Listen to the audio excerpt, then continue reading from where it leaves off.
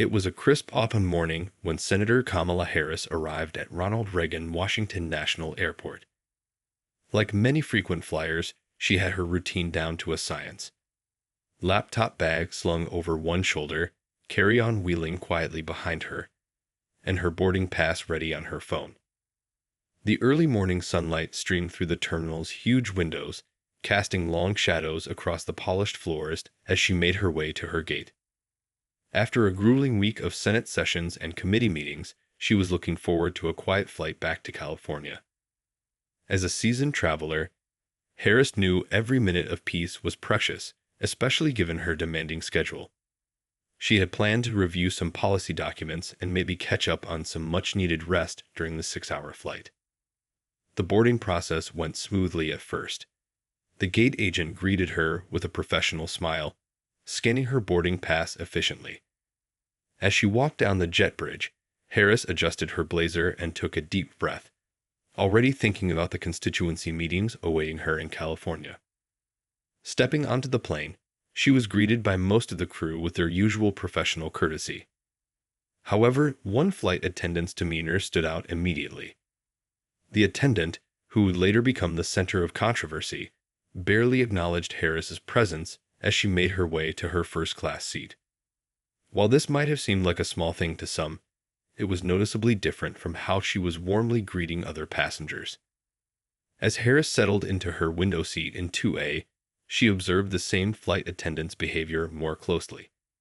The contrast was striking. The attendant was all smiles and attentive service to other first-class passengers, helping them stow bags, offering pre-flight beverages, and engaging in friendly chit-chat.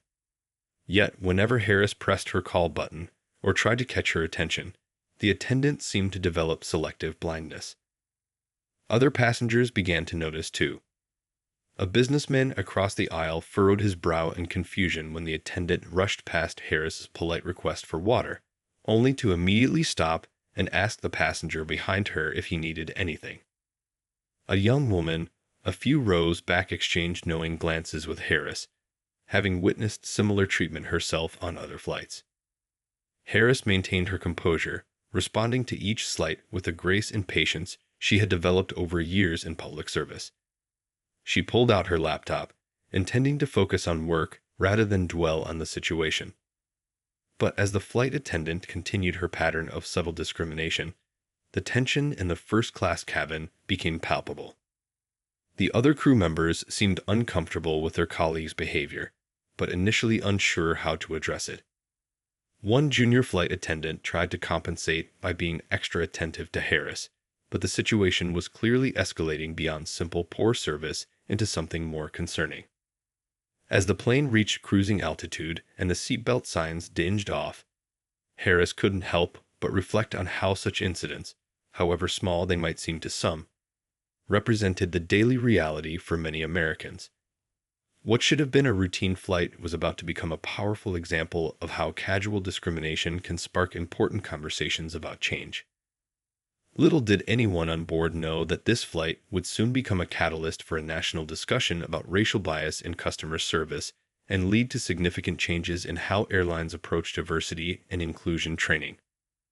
But for now, as the plane soared over the Appalachian Mountains, tension continued to build in the first-class cabin, setting the stage for what would become a memorable journey for everyone involved. The flight had been in the air for about an hour when things started to get worse. The flight attendant's behavior shifted from subtle disrespect to more obvious hostility.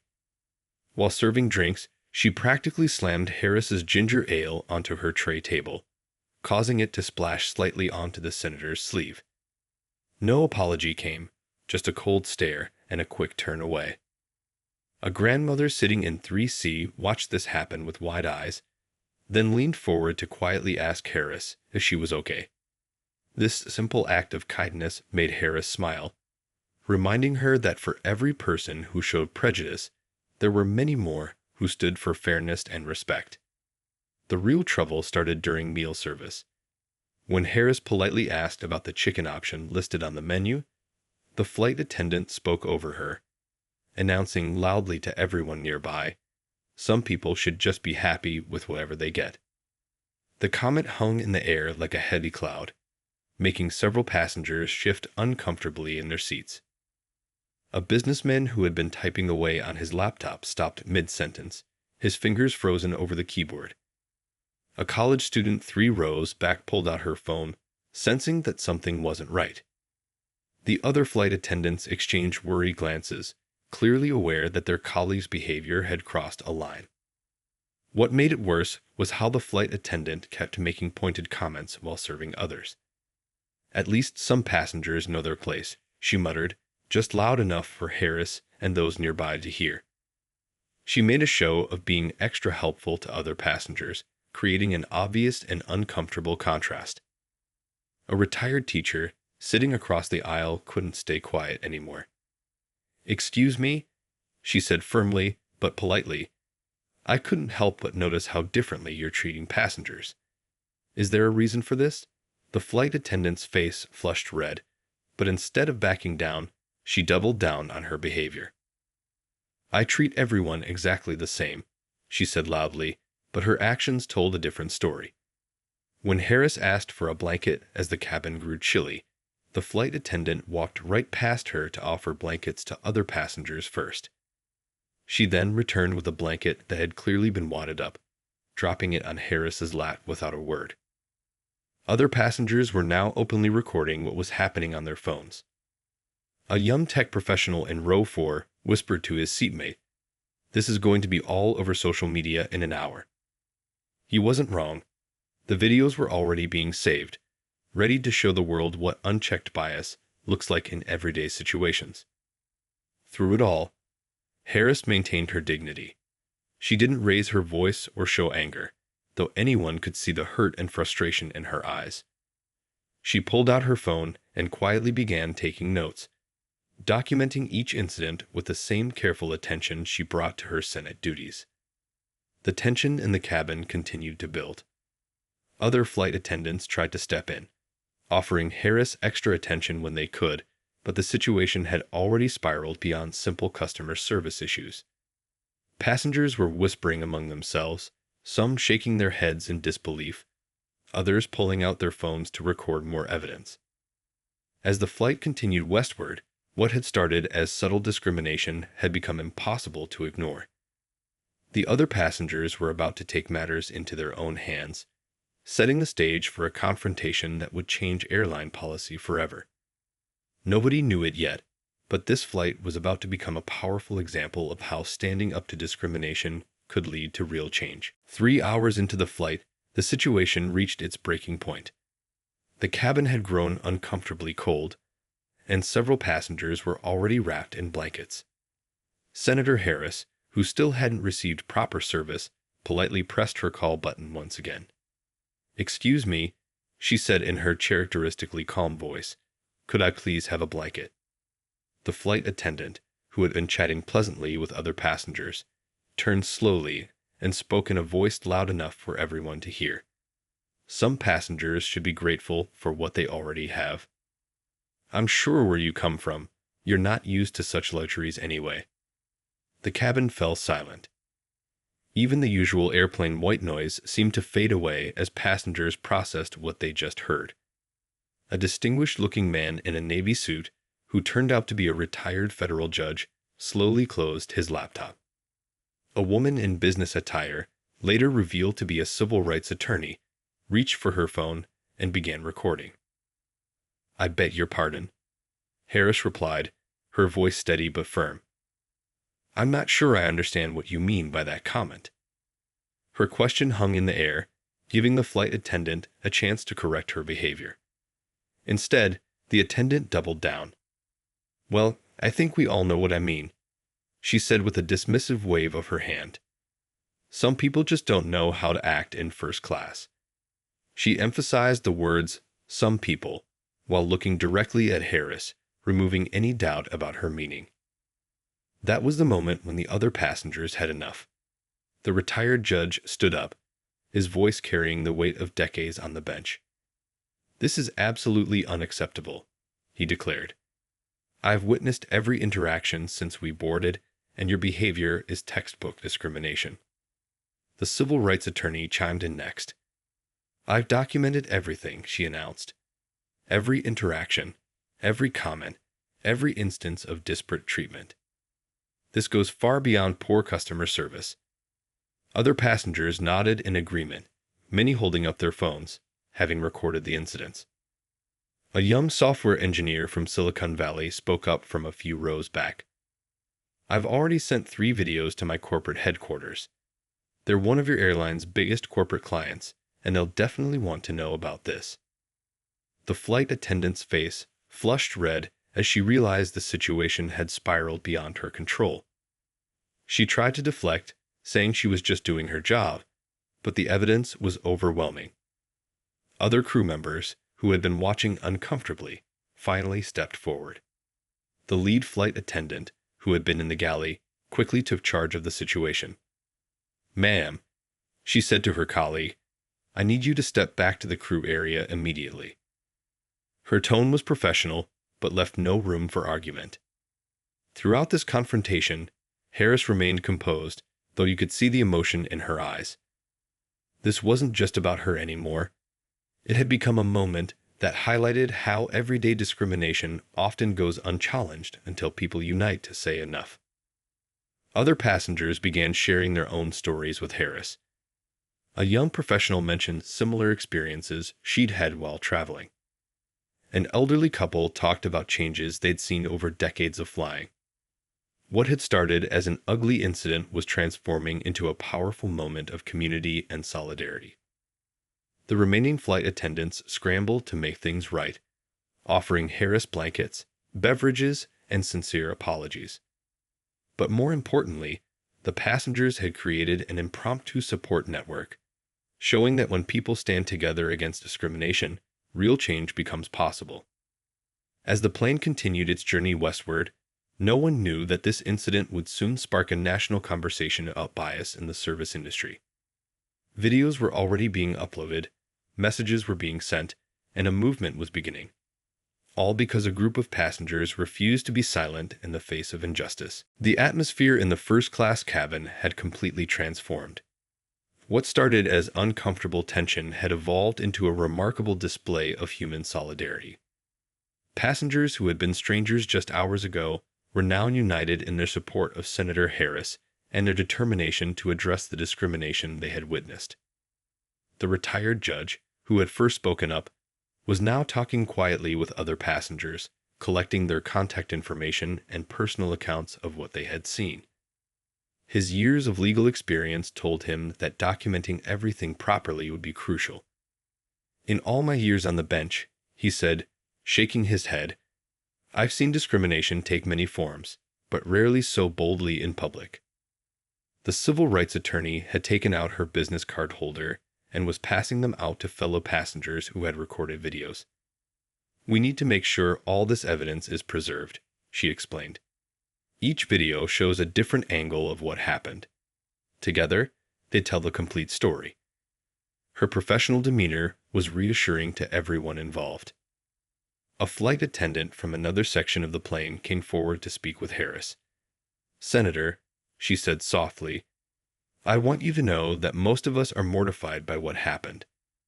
We've already contacted our chief purser, and they're waiting to meet us at the gate." Her sincere apology reflected the airline's better values. Meanwhile, passengers were sharing their own experiences with discrimination. A young professional talked about being questioned about her first-class ticket on multiple occasions. An older businessman admitted that he had witnessed similar incidents before but had never spoken up, something he now regretted. "Sometimes we think it's not our place to say something," he reflected. "But today showed me that it's everyone's responsibility to stand up for what's right."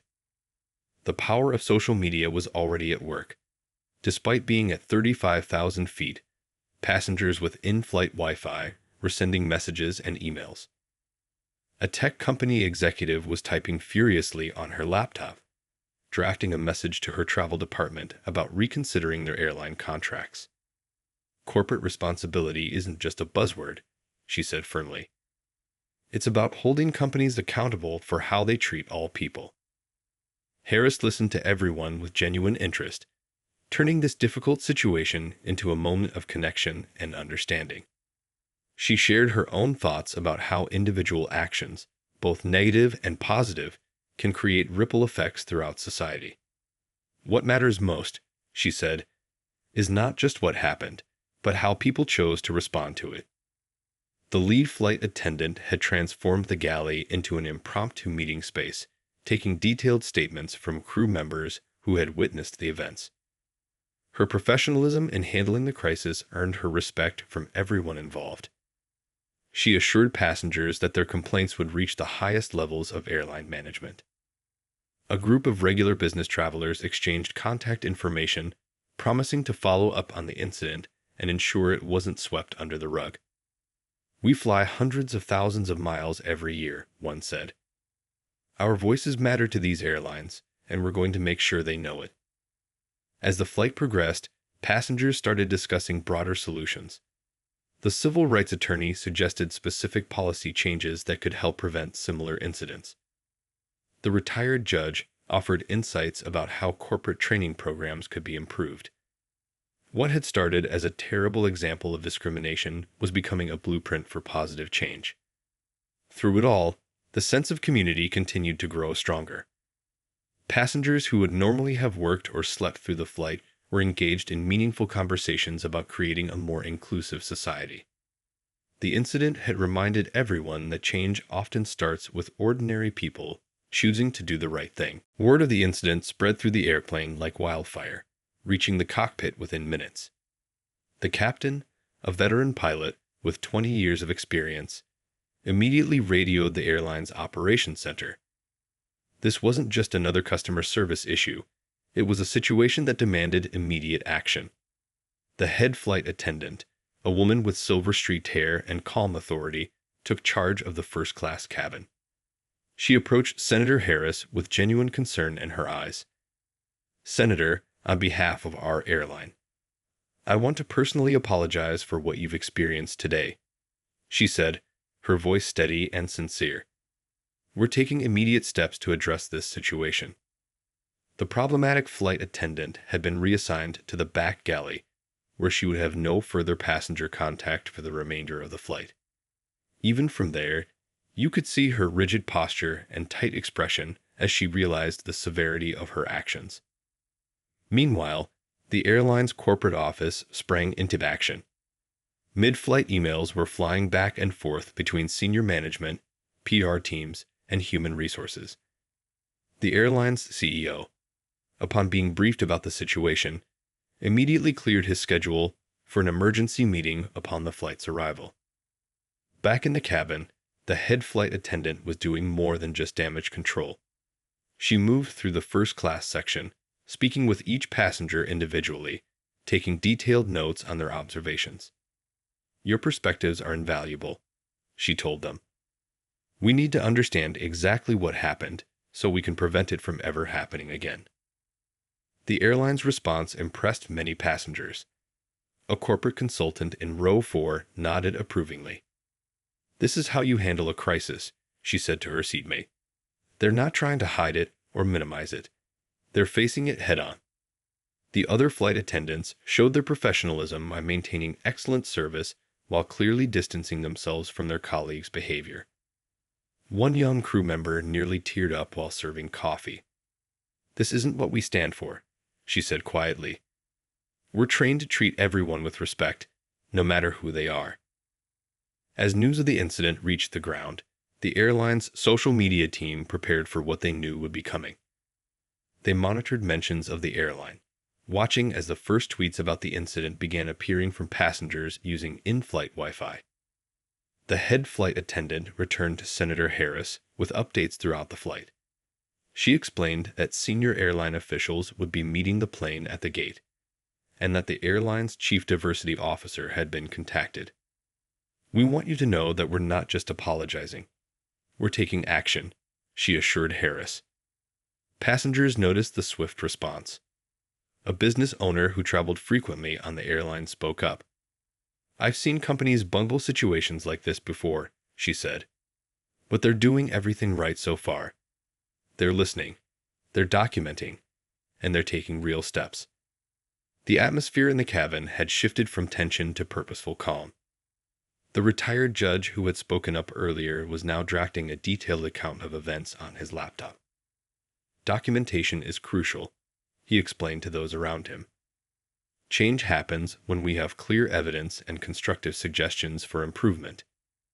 As the flight continued westward, the airline's ground teams at the arrival airport were already preparing. Customer service representatives were briefed, security was notified to ensure privacy, and senior management was en route to meet the flight.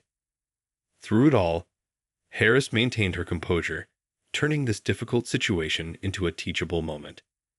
She spoke with fellow passengers about the importance of institutional response to discrimination. It's not just about one incident or one person, she explained. It's about creating lasting change in how we treat each other. By the time the plane was preparing to land, the incident had already gone viral. The first video, posted by a passenger using in-flight Wi-Fi, hit social media with the force of a thunderclap. Within hours, millions of people had watched the footage of the flight attendant's discriminatory behavior and the passengers' united response. News networks picked up the story immediately. Breaking news banners flashed across television screens nationwide. Senator Harris faces discrimination on commercial flight. Passengers stand united. The raw footage, captured from multiple angles, left no room for doubt about what had transpired. The airline's social media mentions exploded. Their usual posts about travel deals and destination photos were drowned out by thousands of comments demanding accountability. This is a defining moment for your company, one viral comment read. Show us what you really stand for. Inside the still airborne plane, passengers were starting to see their own videos circulating online. The young tech professional who had first shared the footage checked his phone in amazement. My post has already been shared 50,000 times, he said, showing his screen to nearby passengers. People are talking about this everywhere. Major news websites featured the story prominently on their homepages. Aviation blogs analyzed the incident from every angle, with industry experts weighing in on proper protocols and training standards. Corporate culture specialists began writing think pieces about systemic bias in the service industry. The civil rights attorney who had documented everything was already receiving calls from colleagues across the country. This isn't just about one flight anymore, she explained to those around her. This has become a national conversation about how we treat each other in public spaces. As the story spread, other passengers from previous flights began sharing similar experiences on social media. The hashtag #RespectAnthisFees started trending, with people from all walks of life adding their voices to the discussion. Each news story added weight to the growing demand for industry-wide change. Television news producers were scrambling to book guests who had been on the flight. The retired judge received 3 interview requests before the plane even landed. The media attention is important, he told fellow passengers, but what matters most is that we use this moment to create real change.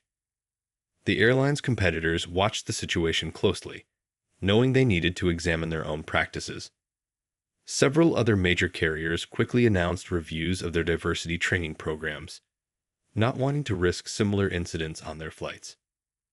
The story resonated particularly strongly on professional networking sites, where business travelers shared their own experiences and corporate leaders pledged to review their company travel policies.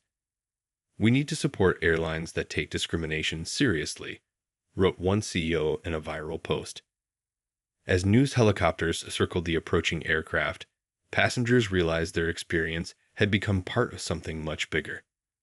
The young professional, who had been quietly supportive throughout the flight, smiled at Harris. Sometimes it takes one moment of clarity to open everyone's eyes, she said. The airline's PR team worked overtime, but they took a different approach than many expected. Instead of standard corporate damage control, they acknowledged the incident directly and promised specific, measurable changes. Their statement, released while the plane was still in the air, focused on accountability and reform rather than excuses. Harris herself maintained her usual grace under pressure, even as her phone lit up with messages from colleagues, supporters, and media outlets. What matters now, she told her fellow passengers, is that we turn this moment into lasting change, not just a viral story. The incident sparked broader discussions about privilege, respect, and accountability in everyday life. Social media users shared their own stories of standing up against discrimination, creating a ripple effect that went far beyond this single flight. The airline's response in the days following the incident surprised everyone. Instead of just issuing the standard corporate apology and firing the flight attendant, they took bold, unprecedented steps that caught the attention of the entire industry. The airline's CEO personally met with Senator Harris and the passengers who had spoken up during the flight. The meeting, held in a quiet conference room at the airport, lasted for 3 hours. "We're not here to sweep this under the rug," the CEO announced. "We're here to learn and make real changes." What happened next was remarkable. Rather than treating this as a simple HR issue, the airline launched a complete overhaul of their training programs. They'd brought in experts in diversity and inclusion, but with a twist. They also invited passengers from the flight to share their perspectives and suggestions. The flight attendant who had caused the incident went through a transformation of her own. Instead of being quietly dismissed, she was given a choice: leave the company or become part of the solution. To everyone's surprise, she chose the latter. "I need to face what I did," she said in a tearful meeting with Harris. "I want to help make sure this never happens to anyone else." The airline created a new diversity task force, but not the kind that just sits in boardrooms. They'd put together a team that included flight attendants, gate agents, and customers from all backgrounds. Their mission was simple but powerful: make air travel truly welcoming for everyone. Word spread through the industry about the airline's approach. Other carriers watched closely as new training programs were developed. The focus wasn't just on what not to do. It was about understanding why bias exists and how to actively combat it. The retired judge who had spoken up on the flight became a regular consultant for the airline. His experience in handling discrimination cases proved invaluable as they rebuilt their customer service protocols from the ground up. "We're not just changing rules," he explained. "We're changing hearts and minds." Harris was invited to review the new training materials, offering insights from both her personal experience and her years in public service. She worked closely with the airline's team, ensuring that the changes would have real impact, not just look good on paper. The transformation wasn't always smooth. Some longtime employees resisted the changes at first, but as they went through the new training programs, many had their own moments of realization. "I never thought about how these little actions could affect someone," one veteran flight attendant admitted during a training session. The airline's commitment to change showed in small ways too. They updated their uniforms to accommodate different cultural and religious needs. They revised their food menus to include more diverse options. Every detail was examined through the lens of inclusion. Most surprisingly, they invited the passengers from that fateful flight to return 6 months later. The airline wanted to show them exactly what had changed: the same route, the same plane, but a completely different experience. The passengers who returned found an atmosphere of genuine warmth and respect. The civil rights attorney who had documented the original incident was impressed by the changes. "They didn't just put a Band-Aid on the problem," she observed. "They did the hard work of creating real, lasting change." Even business metrics showed the impact. Customer satisfaction scores rose. Employee morale improved. The airline's handling of the situation became a case study in corporate responsibility, taught in business schools across the country. Through it all, the human element remained front and center. Each new policy, each training session, each change was designed with real people in mind. The airline had turned a moment of shame into an opportunity for growth, proving that genuine change is possible when people commit to doing better. The impact of what happened on that flight didn't stop with one airline. Like ripples in a pond, the changes spread throughout the entire aviation industry. Other airlines couldn't ignore the positive attention their competitor was receiving for their genuine commitment to change. Within weeks, airline executives across the country were calling emergency meetings. They watched as their competitors' bold response earned praise from customers, media, and industry experts alike. "We need to get ahead of this," one airline CEO told their board. "We can't wait for something similar to happen to us." The flight attendant who had sparked the incident became an unexpected voice for change. After completing her own journey of understanding, she began speaking at industry conferences. Her honest accounts of confronting her own biases and learning from her mistakes resonated deeply with other airline employees. Major airlines started reviewing their own policies, but they didn't stop at just copying their competitors' changes. Each carrier found unique ways to improve. One airline created a passenger advisory board made up of frequent flyers from diverse backgrounds. Another developed a mentorship program pairing senior crew members with new hires from different cultural backgrounds. The retired judge who had been on the original flight found himself in high demand as a consultant. "What amazes me," he said during an industry panel, "is how willing people are to change when they see real leadership in action." His experience in both law and this incident made him the perfect advisor for airlines wanting to improve. Training programs throughout the industry underwent dramatic changes. Gone were the old-style videos and multiple-choice tests. Instead, airlines adopted interactive sessions where employees could have honest discussions about bias and learn from real-world scenarios. The focus shifted from just avoiding problems to creating genuinely inclusive environments. The civil rights attorney who had documented the original incident worked with several airlines to develop new complaint procedures. "We needed to make it easier for passengers to report problems," she explained. "But more importantly, we needed to make sure those reports led to real action." Customer service took on new meaning across the industry. Gate agents, flight attendants, and ground crew received training that went beyond just being polite. They learned about cultural sensitivity, unconscious bias, and the importance of treating every passenger with equal respect. The business impact was significant. Airlines that embraced these changes saw improvements in customer satisfaction scores. Corporate clients started including diversity and inclusion metrics in their travel contracts. The industry discovered that doing the right thing was also good for business. Social media played a huge role in spreading awareness. Passengers began sharing positive experiences as often as negative ones. The hashtag #RespectInThesFees evolved from a complaint platform to a celebration of good service and inclusive practices. Flight attendants across different airlines reported feeling more confident in their jobs. "Now we have clear guidelines and support," one veteran crew member explained. "We know exactly what to do if we see discrimination, and we feel empowered to act." Even airline lounges and frequent flyer programs were reimagined.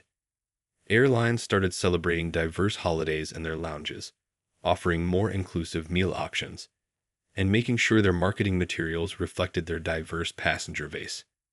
The industry magazines that once focused mainly on route expansions and fleet updates now regularly featured stories about inclusion and passenger experience. Airlines competed not just on prices and routes, but on creating the most welcoming environment for all travelers. Through it all, the human element remained central. Every policy change, every new procedure, every training session was designed with real people in mind. The industry had learned that true hospitality means making everyone feel equally welcome in the skies. 6 months after the incident, Senator Harris stood at a podium in the airline's main conference center. The room was packed with airline executives, crew members, and many of the passengers from that memorable flight. This wasn't just another corporate event, it was a celebration of real change. "When I boarded that flight 6 months ago," Harris began, "I never imagined it would lead to this moment. What started as a painful experience has transformed into something remarkable." The audience listened intently, many nodding in agreement as they remembered their roles in this story. The airline's annual conference had been completely redesigned around the theme of inclusive service. Instead of the usual discussions about profits and routes, the main focus was on how to make air travel welcoming for everyone. The changes weren't just surface level. They had become part of the airline's DNA. The retired judge who had first spoken up on the flight sat in the front row, beaming with pride. Over the past months, he had helped train hundreds of airline employees, sharing his insights about justice and equality. The best part, he told those seated near him, is seeing how eager people are to learn and grow. The flight attendant who had caused the incident was there too, but she was a different person now. After months of deep reflection and active participation in the airline's change programs, she had become an advocate for workplace diversity. Her story of transformation had become a powerful teaching tool. Around the conference center, displays showed the real impact of the changes. Customer satisfaction scores had reached record highs. Employee morale was stronger than ever. Most importantly, incidents of discrimination had dropped dramatically across all airlines. The civil rights attorney who had documented everything presented data showing how the industry had evolved. "We're seeing a fundamental shift," she explained, pointing to charts and graphs. "Airlines aren't just avoiding discrimination. They're actively creating inclusive environments." During the lunch break, passengers from the original flight reunited to share their stories. The young tech professional who had first posted about the incident showed everyone how his video had inspired similar moments of solidarity on other flights. "People learned that speaking up makes a difference," he said. The airline's training programs had become a model for other industries. Hotels, restaurants, and retail chains had started adopting similar approaches. What began in the sky was now creating change on the ground, too. Perhaps most touching were the letters from passengers that lined the walls of the conference center. People wrote about feeling truly welcome on flights for the first time. Each story showed how small changes in how we treat each other can make a huge difference. The head flight attendant who had handled the original incidents so professionally was now leading the airline's customer service department. "Every challenge is an opportunity," she told the audience. "We chose to learn from our mistake, and that made all the difference." As Harris concluded her speech, she highlighted the broader lesson. "This isn't just about airlines," she said. "It's about how we respond when we see injustice. Do we stay silent, or do we stand together for what's right?" The conference ended with a powerful moment: the unveiling of a new industry-wide commitment to inclusive service, signed by every major airline. It wasn't just words on paper. It was a promise backed by real actions and measurable goals. As people left the conference center that evening, there was a sense that something important had been accomplished. What started as one difficult flight had grown into a movement for positive change, proving that when people stand together, real transformation is possible.